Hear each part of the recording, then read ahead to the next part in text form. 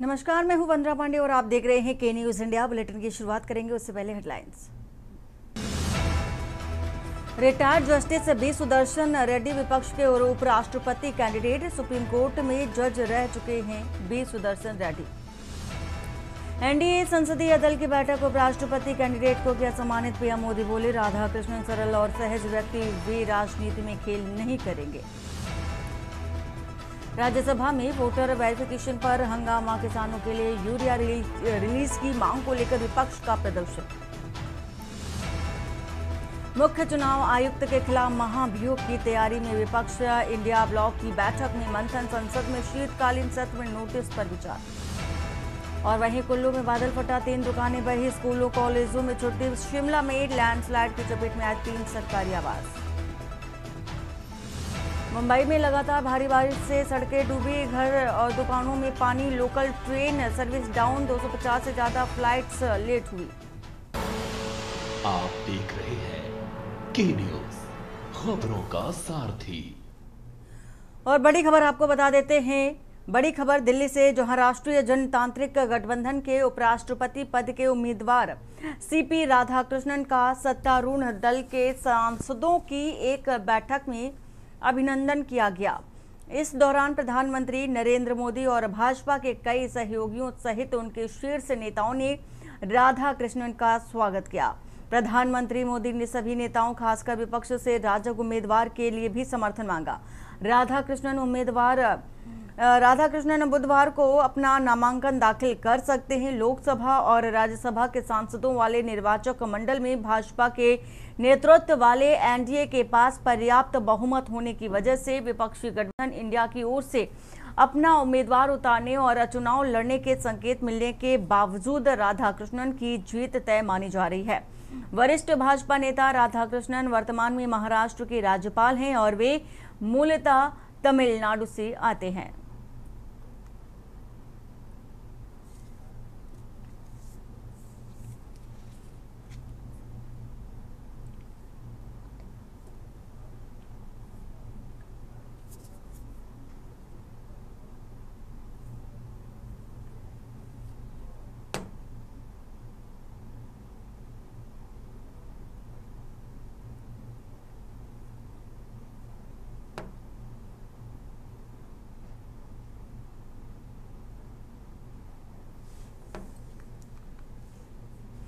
और दिल्ली के यमुना बाजार क्षेत्र में आज सीएम रेखा गुप्ता ने बाढ़ प्रबंधन और तैयारियों का स्थलीय निरीक्षण किया। स्थानीय लोगों से बातचीत कर उनकी समस्याएं सुनी और यमुना नदी का जलस्तर सुबह 206 मीटर तक पहुंचने की संभावना थी, लेकिन अब स्थिति पूरी तरह से नियंत्रण में है।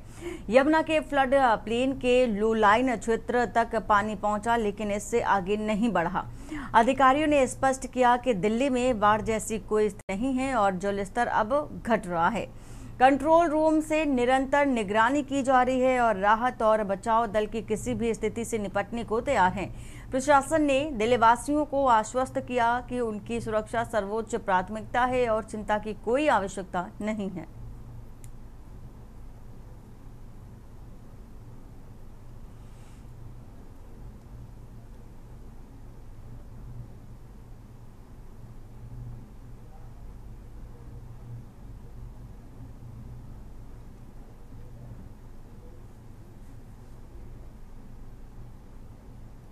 और लखनऊ से खबर, यूपी ने पीएम आवास निर्माण में कीर्तिमान रचा है। राष्ट्रीय औसत से 104 दिन तेज बना रहा यूपी का आवास और यूपी का पूर्णतया औसत 99.37% देश से कहीं आगे उत्तर प्रदेश नजर आया। 36.34 लाख आवास पूरे, निर्माण कार्य जारी। मुख्यमंत्री आवास योजना में लक्ष्य के करीब पहुंचा उत्तर प्रदेश और हर पात्र को आवास देने की मुहिम में तेजी और योगी सरकार की आवास योजना मिसाल बनती नजर आ रही है। ग्रामीण क्षेत्रों की अगर बात कर लें तो ग्रामीण क्षेत्रों में आवास निर्माण में रफ्तार देखी जा रही है। 2016 से 2025 तक यूपी में आवास निर्माण का रिकॉर्ड बना है और राष्ट्रीय औसत 69.39% यूपी ने सभी को पीछे छोड़ दिया है। 195 दिन में तैयार हो रहा पीएम आवास और आवास निर्माण में पारदर्शिता और गति का संगम भी देखा जा रहा है। राजधानी लखनऊ से आपको ये बड़ी खबर बता रहे हैं। 2016 से अगर बात करें 2025 तक तो यूपी में आवास निर्माण का एक नया रिकॉर्ड बनता नजर आ रहा है। राष्ट्रीय औसत 69.39% देखा जा रहा है। कुल मिलाकर के 195 दिन में तैयार हो रहा है पीएम आवास। तो बेहद तेज गति से कार्य देखा जा रहा है। यूपी का विकास और आवास निर्माण में पारदर्शिता पर गति काफी तेज देखी जा रही है। तो एक कीर्तिमान हासिल किया है राजधानी लखनऊ ने। उत्तर प्रदेश ने पीएम आवास को लेकर के बेहद तेज गति से तैयार किया जा रहा है। राष्ट्रीय औसत से 104 दिन तेज बना है पीएम आवास।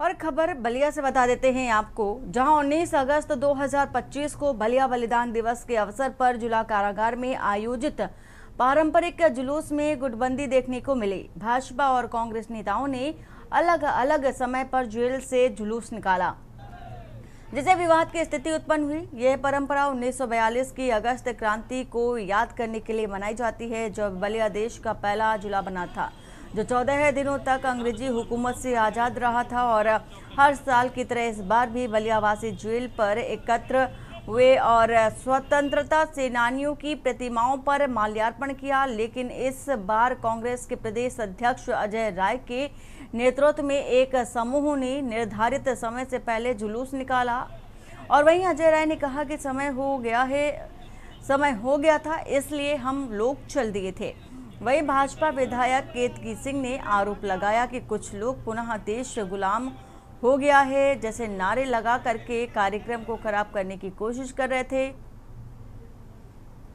परिवहन मंत्री दयाशंकर सिंह ने विवाद को शांत करने की कोशिश करते हुए कहा कि जेल में 2 फाटक है, इसलिए 2 बार खुला और इस गुटबंदी ने ऐतिहासिक बलिया बलिदान दिवस के आयोजन पर सवाल खड़े कर दिए हैं।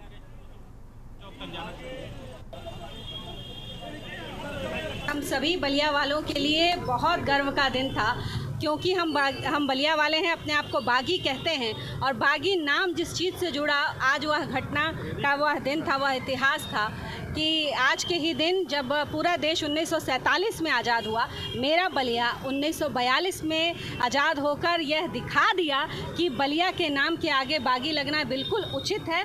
और हम सब बलिया वाले, बागी नाम है मेरा, बगावत काम है मेरा, वाले को मानते हैं। और हमारे तन मन धन सब में देश के प्रति अटूट प्रेम है, अटूट सम्मान है, यह दिन दिखाता है। और जब भी यह दिन आता है, आज का दिन आता है, बलिदान दिवस आता है, हम सभी बलियावासी पुनः संकल्प लेते हैं कि जब भी हमारे देश पर किसी भी तरह की कोई आँच आएगी, बलिया सबसे पहले अग्रणी पंक्ति में खड़ा होके उस आँच को अपने ऊपर झेलने का काम करेंगे।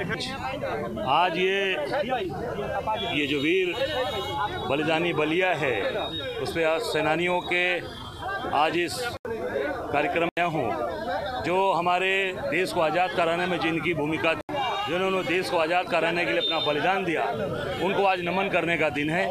आज जेल का फाटक खुला, जो परंपरा चली आ रही है, और सभी जो हमारे बलिया के स्वतंत्रता सेनानी हैं वो जेल के बाहर आए और हम लोगों ने यहाँ पर अभी नमन किया है। आगे भी मूर्तियों को नमन करते हुए हम आगे। बलिया 1942 में ही माननीय चित्तू पांडे जी के नेतृत्व में आज़ाद हो गया था और आज 19 अगस्त 1942 को ही आज़ाद हुआ था। इसलिए 19 अगस्त को बलिया बलिदान दिवस के रूप में बलिया के क्रांतिकारियों को, स्वतंत्रता संग्राम सेनानियों को सम्मान में ये कार्यक्रम सदैव आयोजित होते रहे हैं।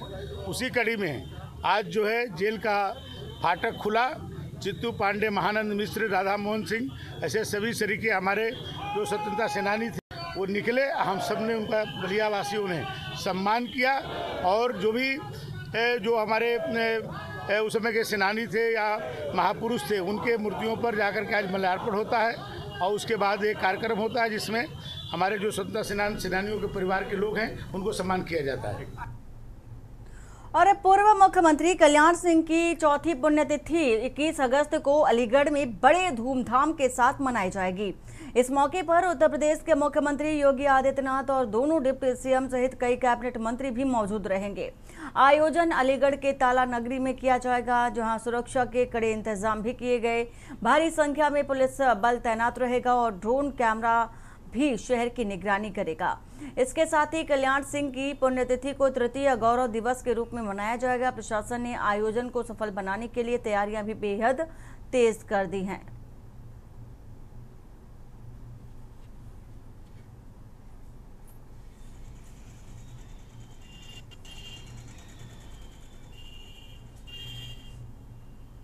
और बुलंदशहर के थाना बीबी नगर क्षेत्र के डारोली गांव में एक युवक की संदिग्ध परिस्थितियों में मौत हो गई।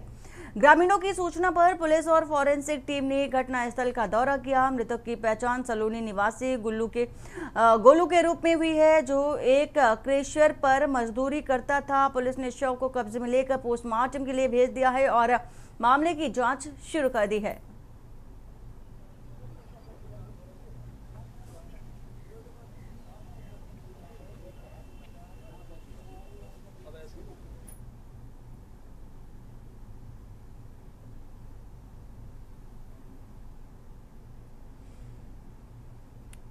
और अलीगढ़ के थाना सासनी गेट क्षेत्र में बच्चों के झगड़े में बड़ों का विवाद इतना बढ़ गया कि 3 लोग गंभीर रूप से घायल हो गए। सभी घायल व्यक्ति एक ही परिवार से थे। घायलों को इलाज के लिए स्थानीय अस्पताल लाया गया, जहां पर डॉक्टरों ने प्राथमिक उपचार के बाद उनकी गंभीर हालत को देखते हुए उन्हें JNMC रेफर कर दिया। पुलिस मामले की जांच पड़ताल कर रही है।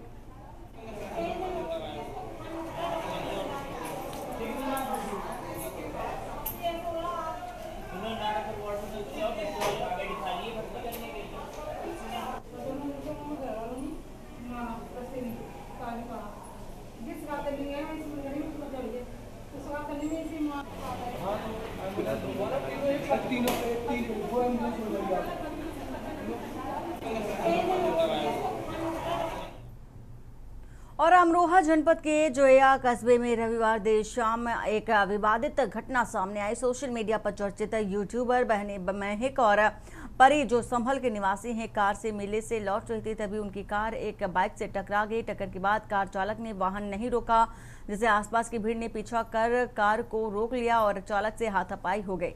इस बीच महक और परी कार से बाहर निकली और सड़क पर हंगामा करने लगी। घटना के दौरान मौके पर भारी भीड़ जुट गई और किसी ने पूरी घटना को कैमरे में कैद कर लिया और सोशल मीडिया पर वायरल कर दिया।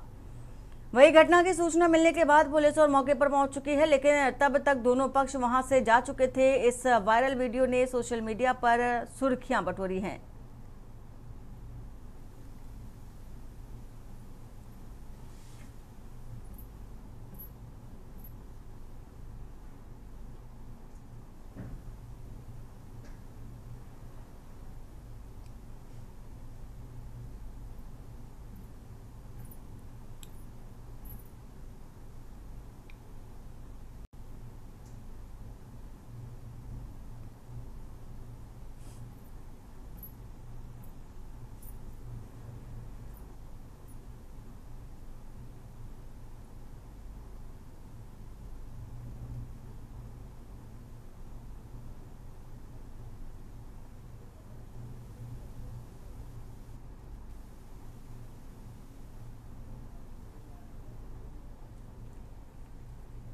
और चंदौली जनपद के सकलडीहा कोतवाली क्षेत्र के बथावर गांव में मंगलवार को एक दिल दहला देने वाली घटना सामने आई। मामूली विवाद के बाद गांव के एक क्षेत्र पंचायत सदस्य ने अपनी 30 साल की पत्नी कला देवी की फावड़े से हत्या कर दी है। घटना के बाद आरोपी फरार हो गया, जिसकी तलाश में पुलिस की कई टीमें गठित की गई। मृतका की मां ने इस हत्या को जमीन विवाद से जोड़ते हुए गंभीर आरोप लगाए। उनका कहना है कि आरोपी उनकी जमीन हड़पना चाहता था और दबाव बना रहा था। जब उन्होंने जमीन देने से इनकार कर दिया तो बेटी की हत्या कर दी और पुलिस ने शव को पोस्टमार्टम के लिए भेज दिया है और आरोपी की आपराधिक मामलों की जांच भी शुरू कर दी है। आज 112 के माध्यम से थाना सकलडीहा पे एक सूचना मिली कि ग्राम बथावर में एक महिला की उसके पति के द्वारा हत्या कर दी गई है। सूचना पर तत्काल थाना सकलडीहा और सर्किल के अन्य थानों की फोर्स और हम भी मौके पर पहुंचे। प्रारंभिक जांच में सामने आया कि गांव के ही रहने वाले व्यक्ति भगवान दास, जिनकी पत्नी मृतका प्रेम कला देवी, इनकी उम्र 30 वर्ष थी। किन्हीं बातों को लेकर पति पत्नी में थोड़ा मनमुटाव था और आज सुबह अपने घर के ही फावड़े से विवाद के दौरान प्रारंभिक जांच में सामने आया है कि पति ने सिर पर अपनी पत्नी के मारा, सिर की मौके पर मृत्यु हो गई। शव को कब्जे में लेकर के पोस्टमार्टम के लिए भेजा जा रहा है। पंचायतनामा की भी कार्रवाई कराई जा रही है। और बहराइच जनपद के मिहींपुरवा ब्लॉक में यूरिया खाद की भारी किल्लत के चलते किसानों की मुश्किलें लगातार बढ़ती जा रही हैं। दूसरे दिन भी हजारों किसान मिहींपुरवा सहकारी समिति पर खाद के लिए लंबी कतारों में खड़े नजर आए।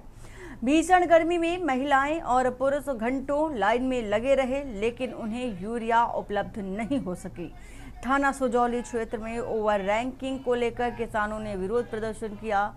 वहीं प्राइवेट दुकानों पर यूरिया की मनमानी कीमतें 700 से 1000 रुपए तक वसूली जा रही हैं, जिससे किसानों की जेब पर अतिरिक्त बोझ भी पड़ रहा है।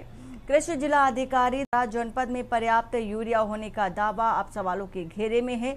बीते सप्ताह किए गए आश्वासन के बावजूद किसान दर दर भटकने को मजबूर है। हालात ये हैं कि खाद के बिना फसल की तैयारी अधर में लटकी हुई है। किसानों ने प्रशासन से तत्काल हस्तक्षेप और उचित वितरण व्यवस्था की मांग की है।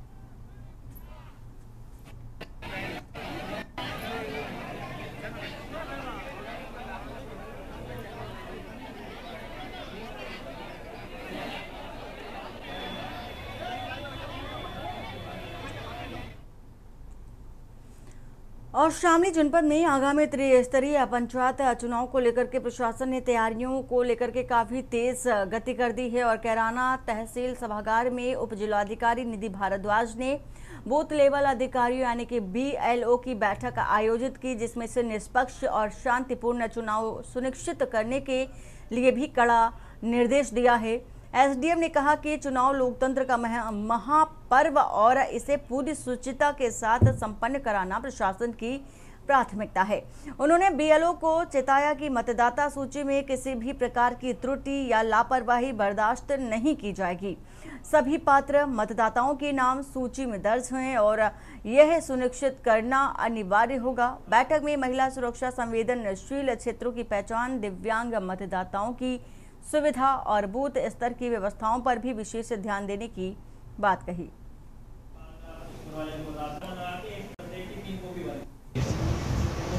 आज BLO की मीटिंग ली गई है, क्या पूरा मामला है? जो आगामी जो है त्रिस्तरीय पंचायती चुनाव है उसके दृष्टिगत जो है वो मतदाता सूची के जो है तैयारी व जो पुनरीक्षण कार्य आरंभ हो गया है। 19 अगस्त से जो है 29 सितंबर तक चलेगा ये कार्यक्रम। इसी के दृष्टिगत जो है BLO परीक्षण के लिए जो है मीटिंग बुलाई गई थी और BLO का जो है समझ दी गई है। तो BLO जो है 19 अगस्त से लेकर 29 अगस्त तक जो है घर घर जाकर जो है जो मतदाता हैं उनका घरों का सर्वे करेंगे और जो नए मतदाता हैं उनको वोटर लिस्ट में जोड़ेंगे और जो इनको संशोधन कराना है नाम वो संशोधन करेंगे और जो है अगर कोई किसी शादी हो गई या मृत्यु हो गई है उनको वोटर लिस्ट के नाम जो है अनुसार हटाएंगे। इसी के संबंध में मीटिंग बुलाई गई। और वक्त हो चला है एक छोटे से ब्रेक का। ब्रेक के बाद जल्द वापस लौटते हैं। आप देख रहे हैं के न्यूज खबरों का। ब्रेक के बाद आपका स्वागत है। सिद्धार्थनगर जनपद के त्रिलोकपुर थाना क्षेत्र स्थित पड़िया चौराहे पर कृष्ण जन्माष्टमी की रात एक सनसनीखेज घटना सामने आई। पुरानी रंजिश और डीजे पर डांस को लेकर हुए मामूली विवाद में 3 युवकों को बिजली के पोल से बांधकर बेरहमी से पीटा गया। घटना का वीडियो सोशल मीडिया पर वायरल हो रहा है। वायरल वीडियो में डुमरियागंज के केदारनाथ कॉलोनी निवासी आयुष मिश्रा, मनीष और ईशांत रस्सी से खंभे में बंधे नजर आए, जिनके शरीर पर गंभीर चोटों के निशान स्पष्ट देखे जा रहे हैं और पीड़ित आयुष मिश्रा के पिता ने पड़िया गांव के इंद्रेश पांडे, अनूप पांडे, चंदन पांडे, सचिन पांडे और तुषार पांडे के खिलाफ नामजद तहरीर दी है। बताया जा रहा है कि आयुष अपने दोस्तों के साथ चाचा के घर आया था, जहां डीजे पर डांस को लेकर विवाद शुरू हुआ। आरोपियों ने तीनों युवकों को पकड़ करके खंबे से बांध दिया और मारपीट की। पुलिस ने मामले की जांच शुरू कर दी है।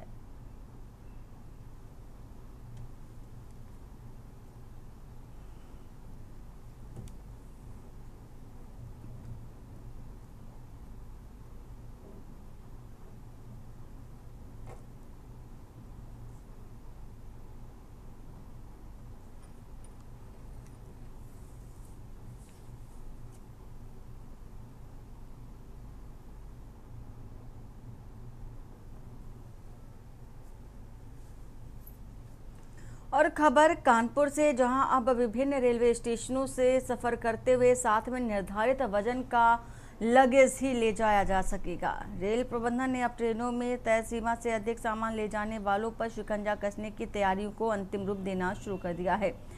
हालांकि इससे कुलियों को रोजगार छीनने की चिंता सताने लगी है। हवाई यात्रा की तर्ज पर अब ट्रेन यात्रियों के लगेज पर भी नजर रखी जाएगी। इसलिए महानगर के गोविंदपुरी, कानपुर सेंट्रल और पनकी रेलवे स्टेशनों पर जल्द ही डिजिटल वेट मशीनें लगाई जाएंगी। रेलवे के नए नियमों के अनुसार अनारक्षित कोच से सफर करने वाले यात्री मात्र 30 किलोग्राम लगेज ले जा सकेंगे। वहीं द्वितीय व तृतीय एसी शयनयान श्रेणी में प्रति यात्री 40 किलोग्राम, द्वितीय श्रेणी एसी में 50 किलोग्राम और फर्स्ट एसी 70 किलोग्राम तक लगेज ले जा सकेंगे। इस सीमा से ज्यादा सामान पर अतिरिक्त शुल्क लिया जाएगा। कानपुर सेंट्रल पर कुलियों ने इस कदम का विरोध किया और कहा कि इससे उनके रोजगार पर असर पड़ेगा। रेलवे अधिकारी यात्रियों को नियमों की जानकारी देने के लिए नोटिस बोर्ड और पब्लिक अनाउंसमेंट का सहारा लेंगे।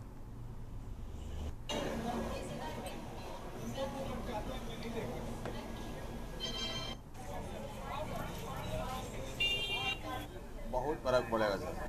तो बच्चे जो एक निवाला खा रहे होंगे वो भी छिन गया, क्योंकि ट्रॉली बैग चल गई है, एस्केलेटर लग गया, लिफ्ट लग गई है, प्राइवेट संस्था आ गई है। इससे तो हम लोग को कोई पूछ नहीं रहा। 5 साल का बच्चा 50 किलो की अटैची खींच के ले जाता है हम लोग के सामने, और यात्री पूछता नहीं है। जो आप बोरी वोरी लाते हैं तब भले कुली बुला लें, नहीं तो कुली नहीं। हम लोग को सबसे बड़ा फर्क यह है कि हम लोग को जो सामान ही नहीं यात्री लेके जाएगा तो हम लोग को रोजगार कैसे चलेगा। अगर सामान यात्री ले जाएगा तभी तो रोजगार चलेगा, क्योंकि पहले तो एक्सीलेटर, लिफ्ट और बीओसी जो चल रही है उससे जो हम लोग का बिल्कुल काम खत्म हो चुका है। कुली ऐप माई जरिए जो है प्राइवेट आउटसोर्स के माध्यम से जो है हम लोग का रोजगार छीना जा रहा है। जैसे पहले ईस्ट इंडिया कंपनी आई, ऐसे धीरे धीरे पैर फंसा रही, ऐसे इस समय जो है पैर फंसाया जा रहा है, प्राइवेट कंपनियों का आउटसोर्स के माध्यम से दिया जा रहा है। हम लोग का बिल्कुल रोजगार खत्म हो गया है। इसलिए अगर यात्रियों का जब सामान नहीं ले जाएगा तो हम लोग का रोजगार तो बिल्कुल खत्म हो गया है। ये बहुत फर्क पड़ेगा, क्योंकि 40 किलो वजन की अटैची आप लोग देख रहे होंगे कि बच्चे भी खींच के लेके जा रहे हैं। वैसे भी ट्रॉली वाली जो अटैची चली है इसमें हम लोगों से काम उसमें मरी गया है। तो अगर 40 किलो जो आदमी ज़्यादा सामान ले तो हम लोगों को पूछा जाता है, ज़्यादा सामान नहीं ले जाएगा तो हम लोगों को कौन पूछेगा। बाकी तो इतना हम लोगों को एक्सीलेटर लग गया, ट्रॉली वो गाड़ी आ गई, हम लोगों को वैसे भी पूछा नहीं जा रहा। हम लोगों को रोजगार ऐसे भी नहीं है। जो सर सही नहीं है हमारे लिए, बहुत क्या हम भूखे मर जाएंगे। इसलिए तो सर काम पहले कम नहीं, पहले बैटरी चला रही, एक्सीलेटर लगा दिए तो सर इसलिए तो हमारे बच्चे नहीं पल पाएंगे। हमारा बहुत बुरा हाल हो रहा अब भी हमारे। इसलिए आप सुबह से अगर हम 4 बजे गए 300 रुपये कमाए, बताओ। फैसला तो सर ये बहुत ही गलत है अगर देखा जाए तो। अगर मुसाफिर भाई कोई भी अधिक से अधिक सामान ले जाना उचित ट्रेनिंग में समझता है, क्योंकि हर ना बस में ले जा पाता है वो व्यक्ति, ना ही फ्लाइट में ले जा पाता है। अब ट्रेन के अलावा और कोई सुविधा ही नहीं बची है। अब अगर इसमें भी नहीं ले जाएगा तो अब किसमें लेके जाएगा। नहीं, ये तो फैसला गलत है। कितना शुल्क देना पड़ेगा? अच्छा है अभी मान लो कि लोग ये सोचते हैं कि यदि ज्यादा वेट ले जाएंगे उसमें ट्रेवल करने में भी दिक्कत आती है। उसके आधारित पर यही सोचा है कि अब लोग ज्यादा कर दिक्कत करते हैं, बहुत से लोग आते हैं, बहुत सी पोटरियां हैं या वगैरह वगैरह वगैरह, तो शुल्क देना भी रेलवे का अच्छा नियम है, सही नहीं। जैसे कि आपको पता है कि एयरपोर्ट्स पे आप कोई भी आप यात्रा शुरू करते हैं तो टिकट आप जब चेक कराते हैं उसी वक्त आपका एक तौला जाता है, आपका केबिन बैगेज के अलावा जो आपका बैगेज आपके पास होता है, और आपके उसमें टिकट्स पे इंडोर्स होता है कि कितने केजी वेट आप ले जा सकते हैं डिपेंडिंग ऑन कि इंटरनेशनल फ्लाइट पे जा रहे हैं या डोमेस्टिक फ्लाइट पे जा रहे हैं। वैसे ही रेलवे ने भी अपने रूल्स काफ़ी स्पष्ट रूप से निर्धारित किए हुए बहुत पहले से ही लगेज रूल्स के, क्या first AC, second AC, third AC, sleeper जिस भी क्लास में जा रहे हैं तो मैक्सिमम परमिसिबल लिमिट पर पैसेंजर कितने केजी का है। जैसे कि जा रहे हैं तो 70 केजी पर पैसेंजर वेट मैक्सिमम लिमिट पे उसको ले जा सकता है। इसी प्रकार से स्लीपर में है तो 30 केजी के आसपास का वेट है। और इसकी समय समय पर जो टिकट चेकिंग स्टाफ हमारा ट्रेन में चलता है या स्टेशन निर्धारित उसको करता है, और अगर ज़्यादा पाया जाता है तो उसको वो चार्ज करता है नियमानुसार। कानपुर सेंट्रल स्टेशन एयरपोर्ट की तर्ज पर विकसित होने जा रहा है। वहीं एयरपोर्ट में आपने देखा होगा कि जैसे कोई यात्री लगेज लेके जाता है तो उसे अतिरिक्त शुल्क देना पड़ता है, वैसे ही अब कानपुर सेंट्रल स्टेशन में जो भी यात्री लगेज लेके जाएगा उसको एक अतिरिक्त शुल्क देना पड़ेगा। अगर बात करी जाए एसी ट्रेनों की, अगर एसी ट्रेनों में 70 किलो से ज्यादा अगर यात्री लगेज लेके जाएगा तो उसे उसका शुल्क देना पड़ेगा। अगर वही स्लीपर ट्रेनों की बात करी जाए, अगर 40% से ज्यादा यात्री लगेज लेके जाएगा तो उसको शुल्क देना पड़ेगा। जब वही हमने यात्रियों से बात करी तो कहीं ना कहीं यात्रियों के अंदर कहीं ना कहीं खुशी देखने को मिली, कई यात्रियों ने इसका फैसला गलत बताया है। कानपुर से के न्यूज से मोहित पांडे, कानपुर। और मुरैना के नगरा थाना क्षेत्र के किचौली गांव में जमीनी विवाद को लेकर के एक बार फिर लाठी डंडों से हमला कर दिया गया। यह घटना तब हुई जब दोनों पक्षों के बीच हमले ही राजीनामा हो चुका था। बावजूद इसके श्याम सिंह तोमर ने अपने साथियों के साथ राजकुमार सिंह तोमर और उनके परिजनों पर हमला कर दिया। घटना का लाइव वीडियो सामने आया जिसमें से आरोपी लाठी डंडों से महिला और बच्चों के साथ मारपीट करता नजर आया। मारपीट के दौरान 4 लोग घायल हो गए, जिनमें से 2 को गंभीर हालत में ग्वालियर रेफर किया गया है। यह मामला पहले भी विवादित रहा है और पुलिस ने आरोपियों के खिलाफ मामला दर्ज कर उनकी तलाश शुरू कर दी है।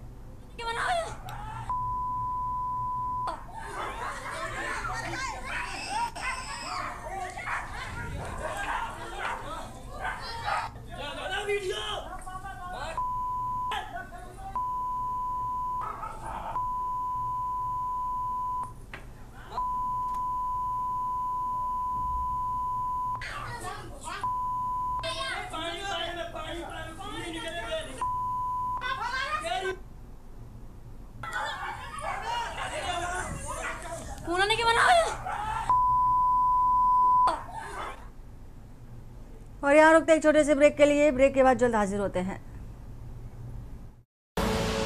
आप देख रहे हैं के न्यूज, खबरों का। ब्रेक के बाद आपका स्वागत है।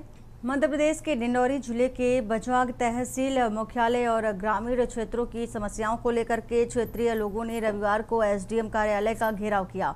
लोगों ने अपनी 5 सूत्रीय मांगों को लेकर के नारेबाजी करते हुए थाना प्रभारी बजाग को एसडीएम के नाम ज्ञापन सौंपा। ज्ञापन में स्पष्ट रूप से क्षेत्र की प्रमुख समस्याओं का उल्लेख किया गया, जैसे बिजली, पानी, मोबाइल नेटवर्क, महाविद्यालय और स्वास्थ्य सेवाओं की खराब स्थिति। लोगों ने चेतावनी दी, अगर 7 दिनों के अंदर उनकी मांगें पूरी नहीं की गई तो वो उग्र आंदोलन करेंगे। इस घेराव के बाद बजाग एसडीएम रामबाबू देवांगन ने एसडीएम सभा कक्ष में लोगों से मुलाकात की और उनकी समस्याओं को सुनने के बाद उनका समाधान करने का भी आश्वासन दिया है।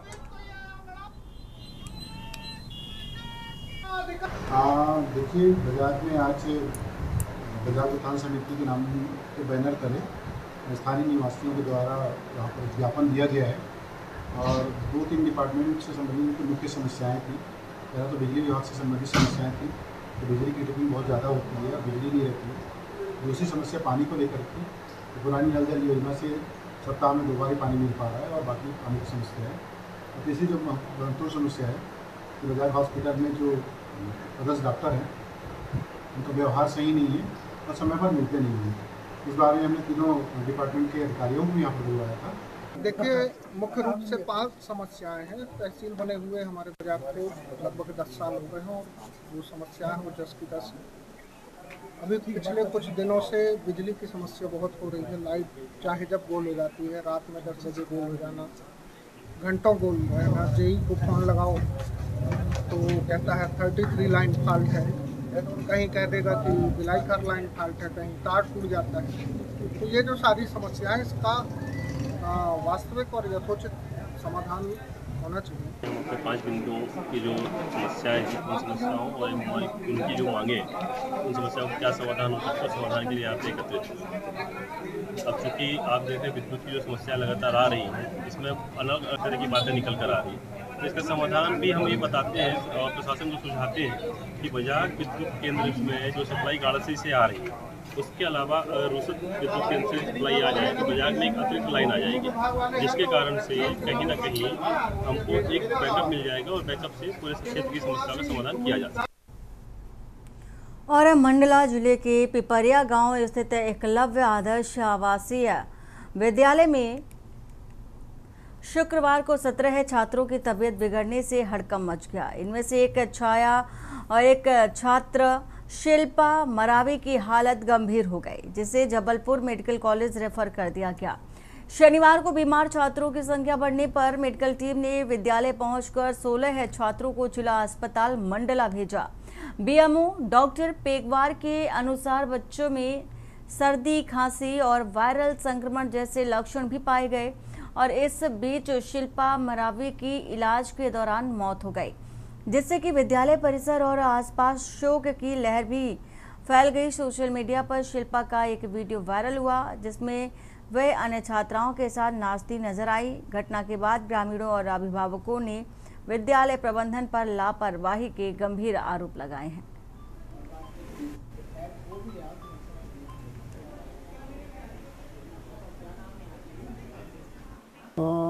कल बच्चे गए हुए थे, वो बुखार की, उनको सर्दी खांसी बुखार की शिकायत थी। सभी बच्चे तो लगभग सामान्य थे, हल्का सर्दी खांसी बुखार था। एक बच्ची ज़्यादा सीरियस थी, जिसको बहुत तेज ताप था और वो बेहोश थी। तो उपचार के पश्चात मेरे को उसको जो है रेफ़र करना पड़ा, क्योंकि वो बेहोश अवस्था में थी। आज दिनांक को मैं यहाँ एकलव्य स्कूल में परीक्षण के तो आया हूँ और परीक्षण करने पर मैंने पाया कि लगभग 10 से 15 बच्चे हल्के वायरल फीवर से इन्फेक्टेड हैं और जिनको उपचार किया गया और लगभग 4-5 दिन मेरे द्वारा उनको उपचार किया जाएगा। देखिए, अभी जब हम अंदर आए तो पता चला कि कल से लगभग 15 से 20 बच्चियाँ बीमार हैं, वायरल फीवर से ग्रसित हैं। उनको साइड अस्पताल भेजा गया है, जिनमें से एक बच्ची गंभीर है, जो जबलपुर रेफर कर दिया गया है। अब वहाँ से डॉक्टरों के परीक्षण के बाद पता चलेगा कि क्या बीमारी है, उसको क्या कारण है, और जो वायरल फीवर से जो ग्रसित हैं उनका इलाज भी शायद अपना सिविल हॉस्पिटल निवास में चल रहा है, तो वो भी जल्दी ठीक हो जाएंगे निश्चित। जिनके बच्चे यहाँ अध्ययनरत हैं, जिन पालकों को इस बात की जानकारी लगेगी कि हमारे बच्चे बीमार हैं, तो निश्चित वो आएंगे, उनसे मिलेंगे, वो भी हालचाल जानेंगे। और साथ ही अभी जो यहाँ स्टाफ है उनको ये बताया गया है कि समय पे आप हॉस्पिटलाइज कराएं बच्चों को और उनका उचित इलाज करवाएं, ऐसा सभी लोगों ने उनको निर्देश दिए हैं। और मुरैना जिले के जौरा थाना क्षेत्र में सोमवार को दिन दहाड़े एक सनसनीखेज लूट की वारदात हो गई। 3 नकाबपोश बदमाशों ने मोटरसाइकिल सवार दंपति को रोककर पति पर कट्टा लगाकर के पत्नी से करीब 2 लाख रुपए के गहने और मोबाइल लूट लिया। लूट के बाद बदमाश इतनी शातिरता से फरार हो गए कि जाते जाते पीड़ित की मोटरसाइकिल की चाबी और प्लग भी निकाल ले गए ताकि उनका पीछा ना कर सके। रवि गोस्वामी और पत्नी राधा गोस्वामी के साथ ससुराल घाटी गांव से लौटकर जौरा आ रहे थे। इस घटना ने पूरे इलाके को हिलाकर रख दिया है और पुलिस मामले की जांच में जुटी है।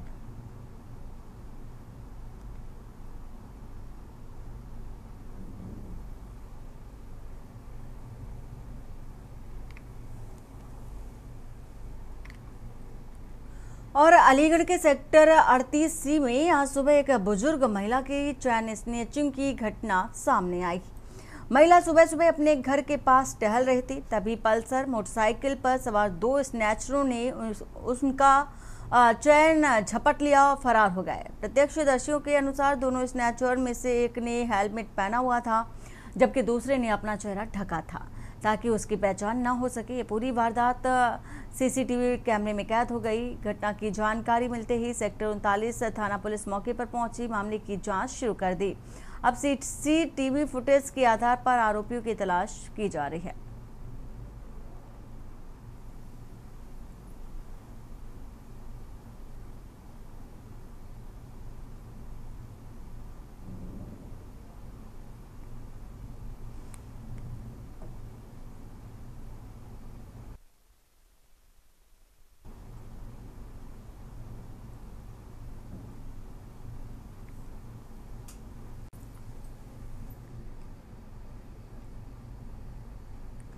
खबर अंबाला से, जहां इंडियन नेशनल लोकदल यानी कि इनेलो के राष्ट्रीय अध्यक्ष चौधरी अभय सिंह चौटाला और प्रदेश अध्यक्ष रामपाल माजरा ने अंबाला शहर और छावनी हलके में कार्यकर्ताओं के साथ बैठक कर 25 सितंबर को रोहतक में आयोजित होने वाली जननायक चौधरी देवीलाल की 112वीं जयंती के अवसर पर सम्मान दिवस रैली की तैयारियों का जायजा लिया। कार्यकर्ताओं ने उनका फूल मालाओं और जोशीले अंदाज में स्वागत किया। चौटाला ने अपने संबोधन में बीजेपी सरकार पर जमकर हमला बोला। उन्होंने कहा कि पिछले 11 सालों से बीजेपी ने हरियाणा में जात पात और धर्म के नाम पर लोगों को बांटने की कोशिश की है, जिससे प्रदेश का भाईचारा और कानून व्यवस्था चरमरा गया है।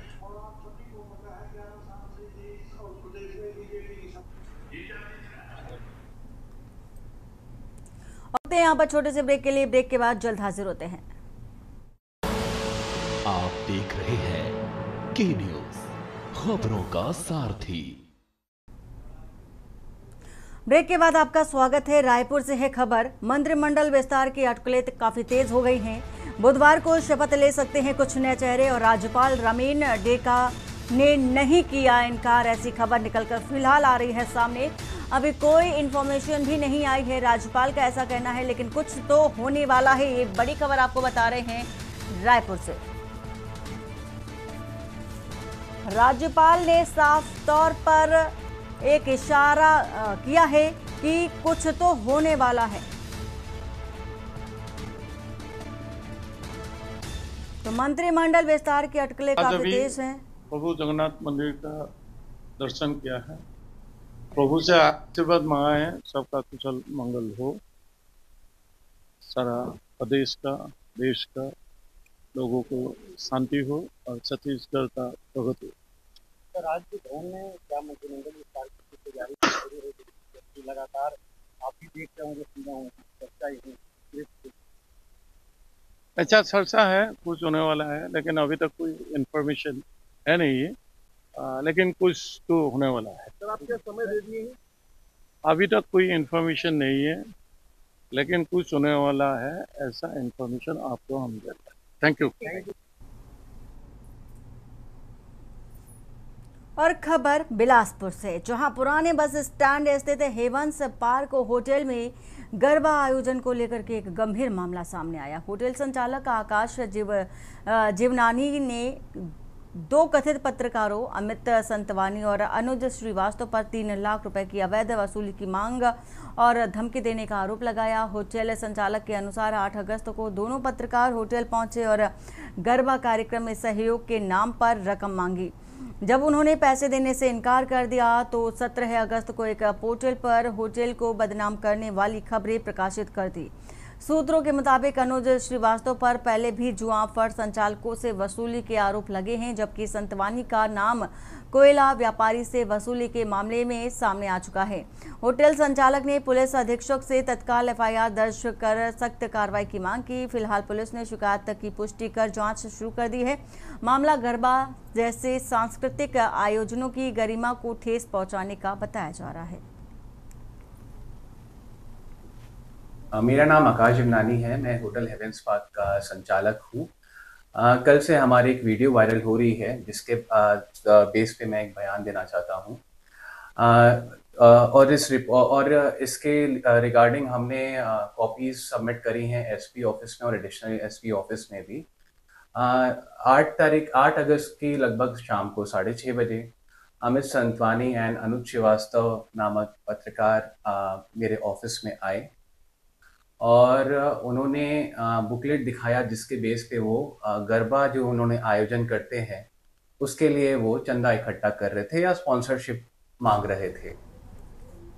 और बलरामपुर में रजत जयंती वर्ष के अवसर पर आयोजित एक भव्य प्रदर्शनी ने पारंपरिक विरासत को नए रूप में साकार किया है। ये प्रदर्शनी न केवल हमारी सांस्कृतिक पहचान और गौरव का प्रतीक बनी है बल्कि दर्शकों के बीच खासा आकर्षण का भी केंद्र है। पारंपरिक आभूषणों जैसे पैजन, हंसली और सिक्कों से बने गहनों ने विशेष रूप से युवाओं और छात्राओं को आकर्षित किया। उनका मानना है कि आधुनिकता के दौर में भी परंपरा की सुंदरता का अपना ही अलग महत्व होता है।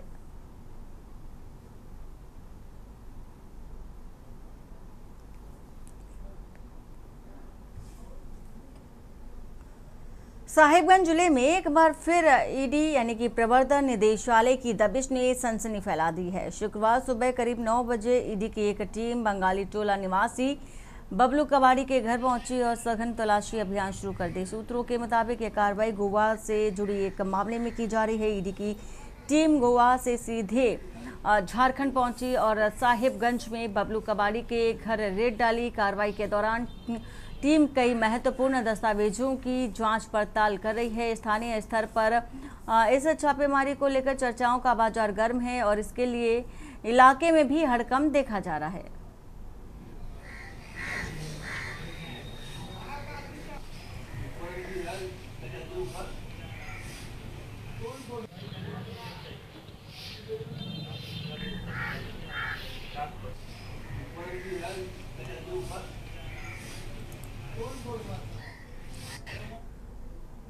और चमोली से बता देते हैं खबर, जहां आज से उत्तराखंड विधानसभा के मानसून सत्र की शुरुआत हो चुकी है।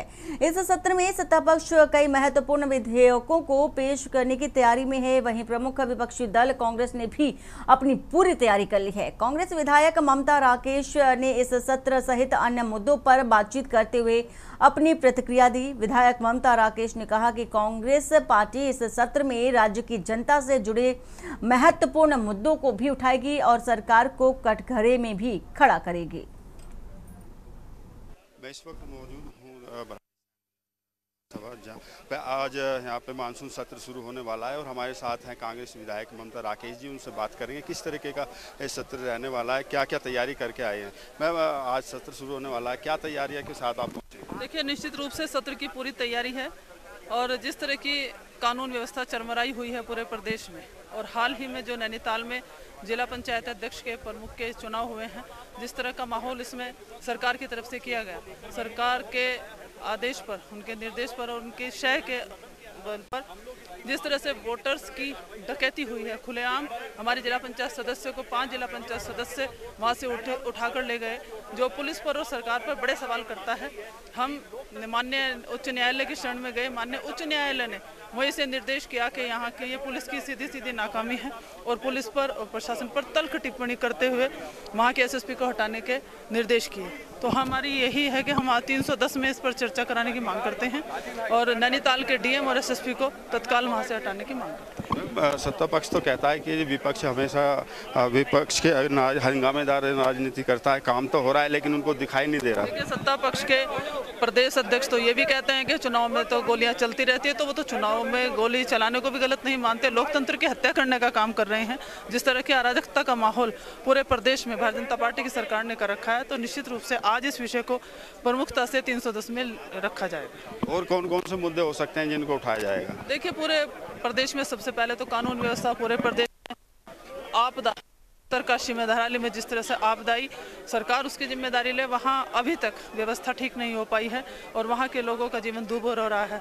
जिस तरह से धराली आपदाग्रस्त होकर के तबाह हुई है, हमें बहुत उसका कष्ट है और उसकी जिम्मेदारी भी आपदा मंत्री को लेनी चाहिए। धन्यवाद। Thank you. ये थे हमारे साथ ममता राकेश जी जो कांग्रेस के विधायक है और जो है भराड़ीसैंण पहुंचे हैं और आज जैसे ही सत्र शुरू हो रहा है उसी को लेकर के काफ़ी तैयारियों के साथ पहुंचे हैं। जिस तरीके से इनके हाथों में वोट चोरी की गद्दी छोड़ो की जो तलखियाँ देखी जा रही हैं उनसे लग रहा है कि जो हंगामा पहले जो सत्र पहले दिन भी हंगामेदार होने वाला है। मैं शिव नारायण अपने सहयोगी कैमरामैन शुभम चौहान के साथ भराड़ीसैंण चमोली। और बुलेटिन फिलहाल इतना ही। बाकी की खबरों के लिए बने रहिए आप के न्यूज़ इंडिया के साथ। नमस्कार। आप देख रहे हैं के न्यूज़, खबरों का सारथी।